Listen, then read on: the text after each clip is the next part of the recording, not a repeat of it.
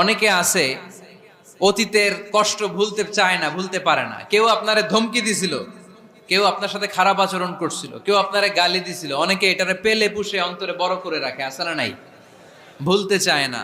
মনের ভেতরে রাগ পেলে পুষে রাখা ঠিক না। মনে মনে কয়, তুই আমারে মারছিলি, আমি তোরে মারুম। তুই আমারে অপমান করছিলি ওই দিন, যদি একদিন সুযোগ পাই তোরে হোতা এলামু। আছে না এরকম? সেই 20 বছর আগে আপনার এসে অপমান করছে, ওইটারে পেলে পুষে আপনি অন্তরে নিয়ে বয়ে বেড়াচ্ছেন। আর এই হিংসা ক্ষোভ যদি রাগ ভিতরে রাখেন, এটা আপনারা জ্বালায় দেয় ভিতরে, জানেন? আর যদি আপনি ক্ষমা করে দেন, একেবারে ঠান্ডা। জানেন এই ফর্মুলা আপনারা? এজন্য রাগ, ক্ষোভ, হিংসা কখনো অন্তরে পুষে রাখতে নাই। মা যাদাল্লাহু আবদান বিআফওয়িন ইল্লা ইজ্জান। কোন বান্দা যদি তার অন্য কোন ভাইকে ক্ষমা করে দেয়, আল্লাহ তাআলা ওই ক্ষমাকারীর সম্মান আর মর্যাদাকে বাড়িয়ে দেয়। আল্লাহ তাআলা নিজে